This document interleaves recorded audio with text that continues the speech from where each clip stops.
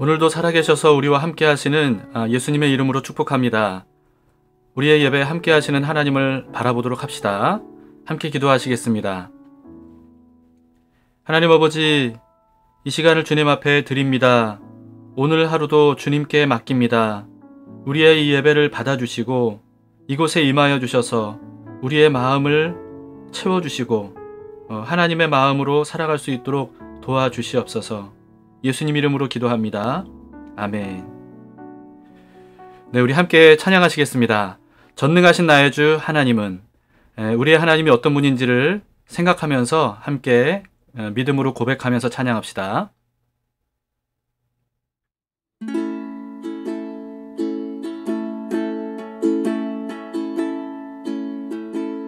전능하신 나의 주 하나님은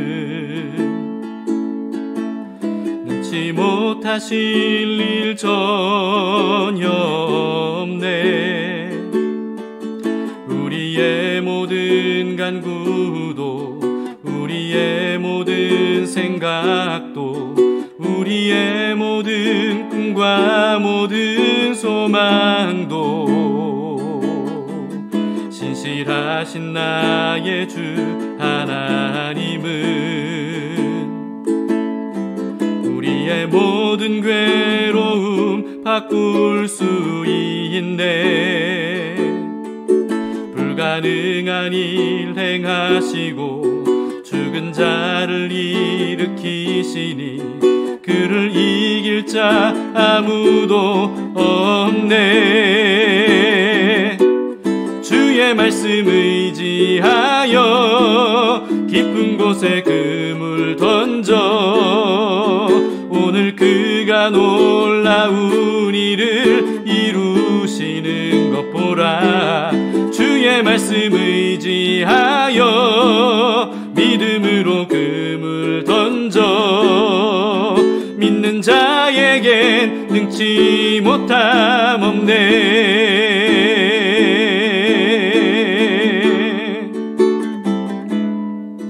전능하신 나의 주 하나님은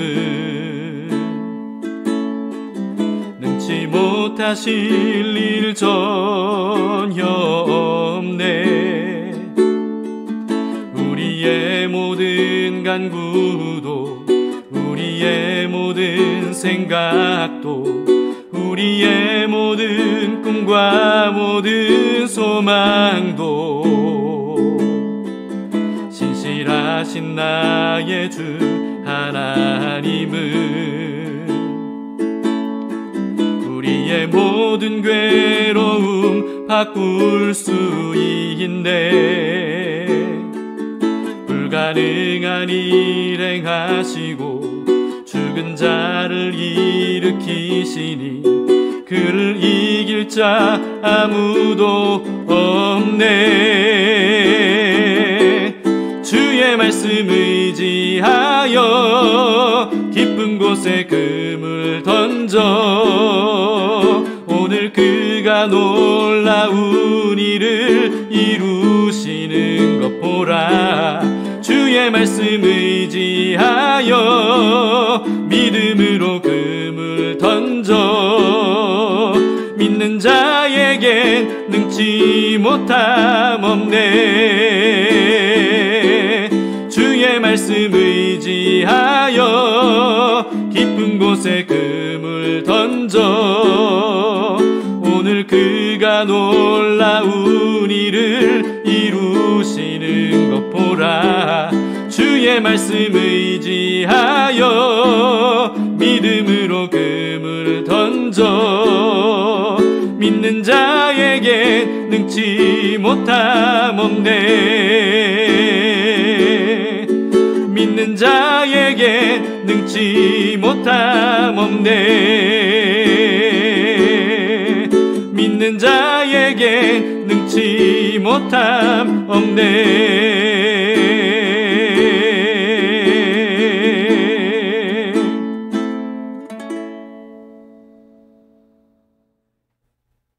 오늘 말씀은 사사기 7장 15절에서 25절 말씀입니다. 어제 말씀에 이어서 기드온의 300명의 군사가 미디안의 13만 5천 명의 군사를 이기는 장면입니다. 기드온이 그 꿈과 해몽하는 말을 듣고 경배하며 이스라엘 진영으로 돌아와 이르되, 일어나라! 여호와께서 미디안과 그 모든 진영을 너희 손에 넘겨주셨느니라! 하고 300명을 세 대로 나누어 각 손에 나팔과 빈 항아리를 들리고 항아리 안에는 횃불을 감추게 하고 그들에게 이르되, 너희는 나만 보고 내가 하는 대로 하되, 내가 그 진영 근처에 이르러서 내가 하는 대로 너희도 그리하여, 나와 나를 따르는 자가 다 나팔을 불거든 너희도 모든 진영 주위에서 나팔을 불며 이르기를, 여호와를 위하라, 기도를 위하라 하라. 기드온과 그와 함께한 100명이 이경초의 진영 근처에 이른즉 바로 파수꾼들을 교대한 때라. 그들이 나팔을 불며 손에 가졌던 항아리를 부수니라. 세대가 나팔을 불며 항아리를 부수고 왼손에 횃불을 들고 오른손에 나팔을 들어 불며 외쳐 이르되, 여호와와 기드온의 칼이다 하고 각기 제자리에 서서 그 진영을 애워싸매 그 온 진영의 군사들이 뛰고 부르짖으며 도망하였는데 300명이 나팔을 불 때에 여호와께서 그 온 진영에서 친구끼리 칼로 치게 하심으로 적군이 도망하여 스레라의 벳시다에 이르고 또 탑밭에 가까운 아벨무홀라의 경계에 이르렀으며 이스라엘 사람들은 납달리와 아셀과 온 므낫세에서부터 부름을 받고 미디안을 추격하였더라. 기드온이 사자들을 보내서 에브라임 온 산지로 두루다니게 하여 이르기를, 내려와서 미디안을 치고 그들을 앞질러 벳바라와 요단강에 이르는 수로를 점령하라.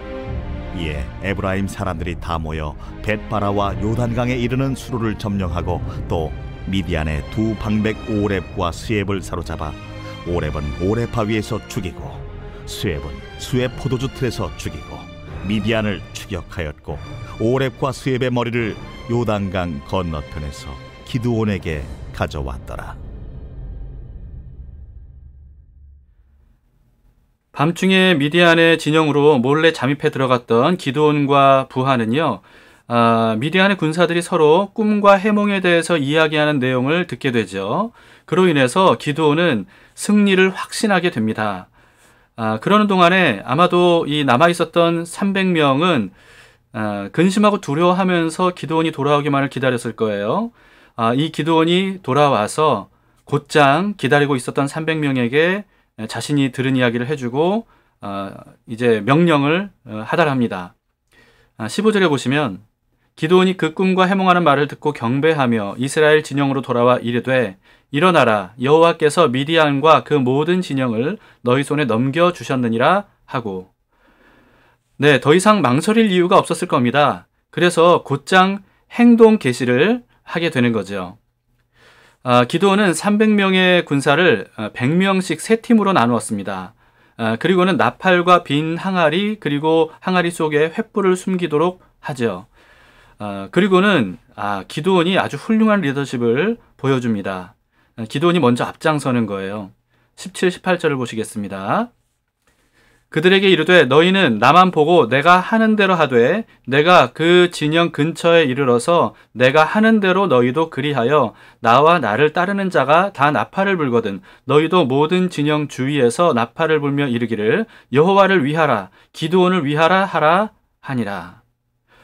네, 기드온은요, 자기가 하는 대로 따라하기만 하면 된다고 그렇게 말하죠. 그러면서 본인이 본을 보이겠으니까 그대로 하라고 합니다. 여러분, 이런 모습을 통해서 어느새 이 기드온의 마음에는 두려움이라는 것이 온데간데 없어졌다는 것을 우리는 볼 수가 있죠. 그만큼 승리를 확신하고 이 승리를 하나님께서 주실 것이라는 사실에 대해서 믿고 있는 기드온의 모습을 보게 됩니다. 여러분, 이런 확신이 있고 믿음이 있는 사람이 훌륭한 리더십을 발휘하는 것 같습니다. 바울은 이렇게 담대히 말했죠. 고린도전서 4장 16절. 그러므로 내가 너희에게 권하노니 너희는 나를 본받는 자가 되라.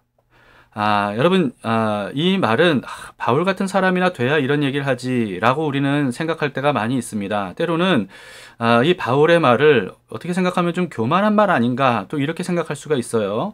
그런데 바울이 한 말은요, 자신이 본을 보이겠다는 겁니다.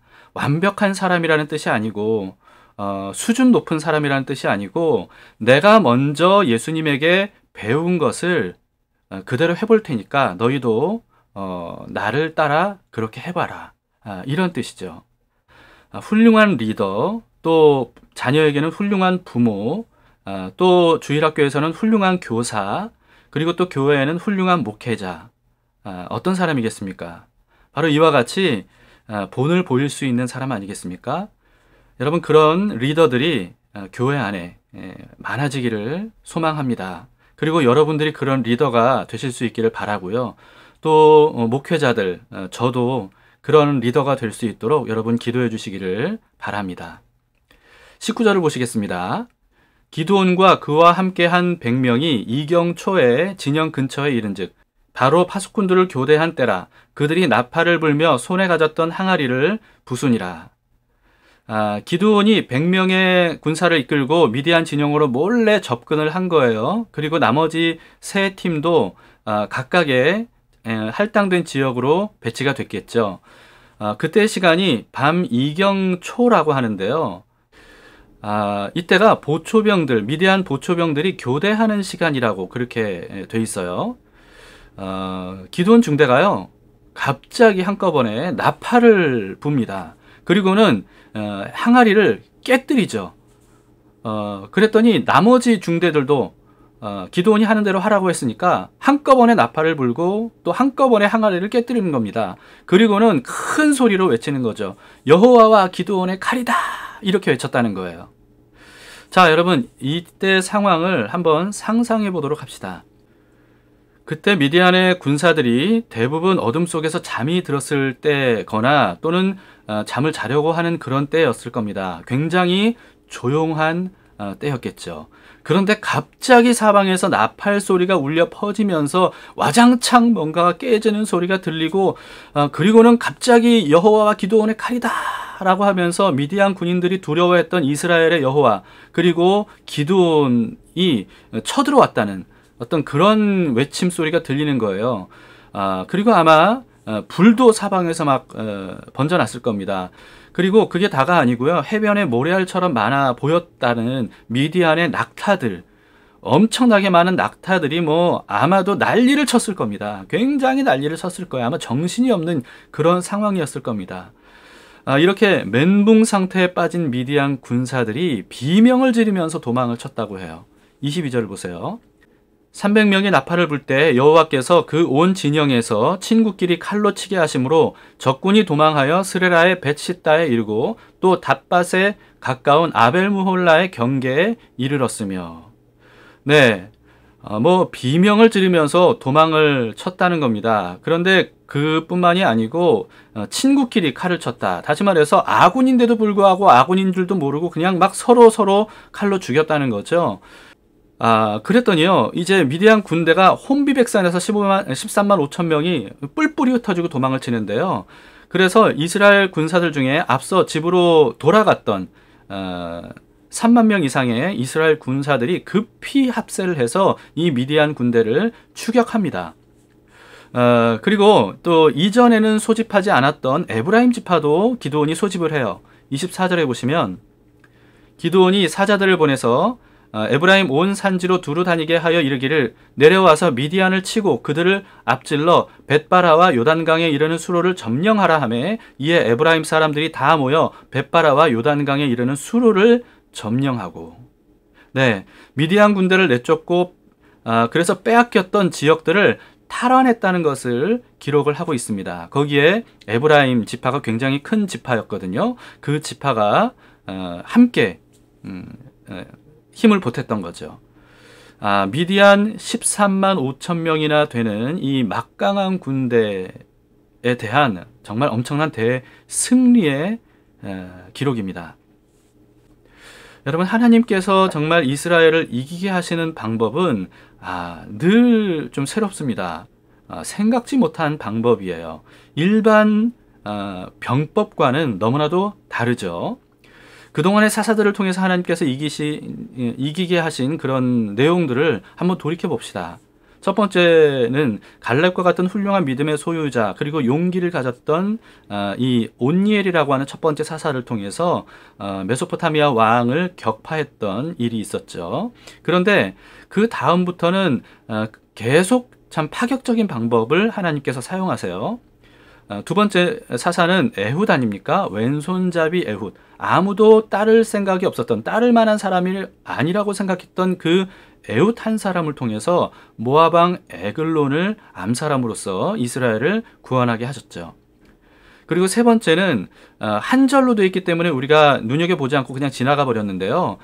삼갈이라고 하는 사사입니다. 이 삼갈이라고 하는 사사는요, 소 모는 막대기로 블레셋 군대를 쳐서 이스라엘을 구원했다고 기록이 되어 있어요. 소 모는 막대기로.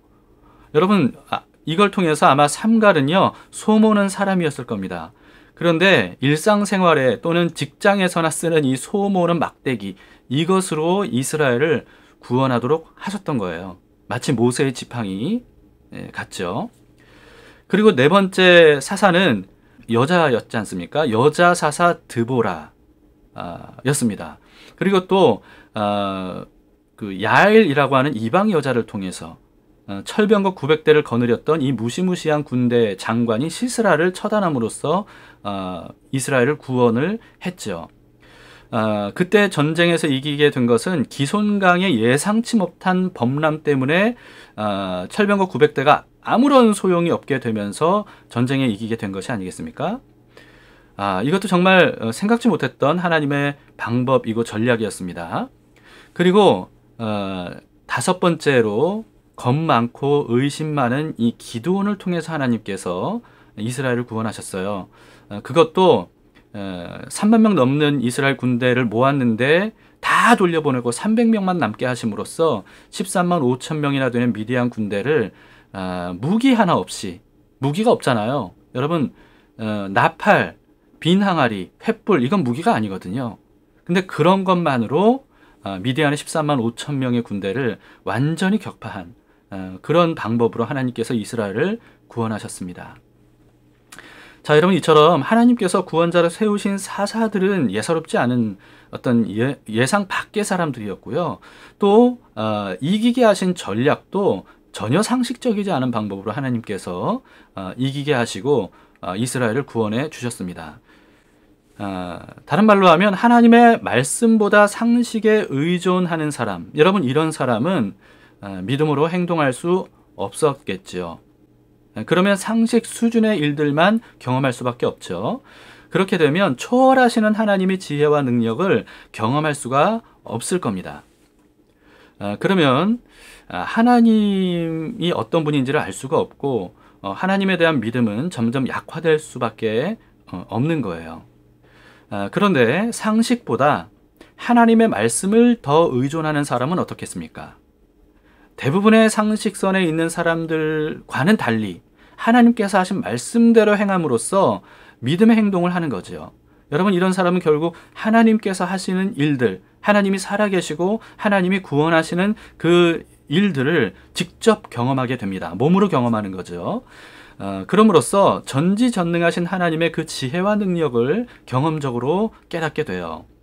여호와 하나님께서 진짜 하나님이라는 사실을 깨닫게 됨으로써 하나님을 신뢰하는 마음이 점점 더 커질 수밖에 없는 거죠.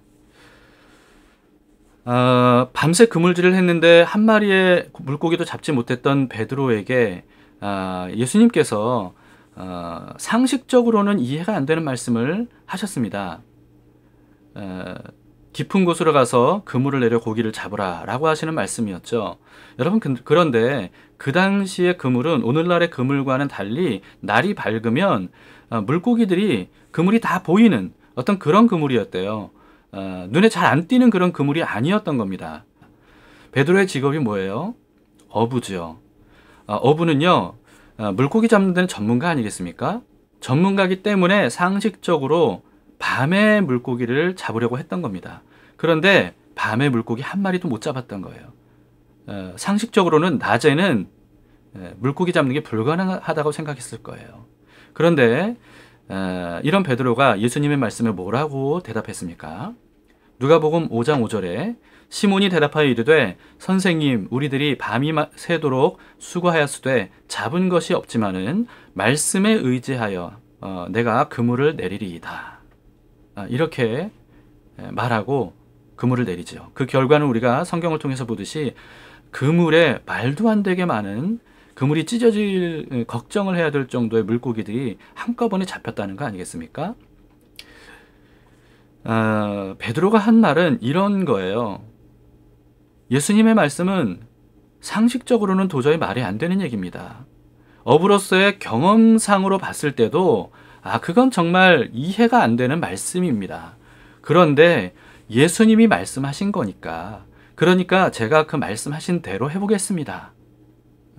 이런 의미로 얘기를 한 거겠죠. 여러분 무슨 뜻입니까? 상식적으로 머리로는 이해가 되지 않아도 예수님께서 말씀하셨으니까 일단 해보는 것. 여러분 이게 믿음이라는 거예요. 성경은요 상식 수준의 책이 아니에요. 그래서 많은 사람들이 성경을 보면서 이건 말도 안 된다고 하면서 믿지 못하고 거부하기도 하죠. 사람들의 생각으로는 이해할 수 없는 초월적인 진리를 담은 책이 성경입니다. 그러니까 상식으로 생각하면 성경은 이해할 수가 없어요. 그런데 하나님은요 우리에게 상식을 가르치려고 성경을 주신 게 아닙니다.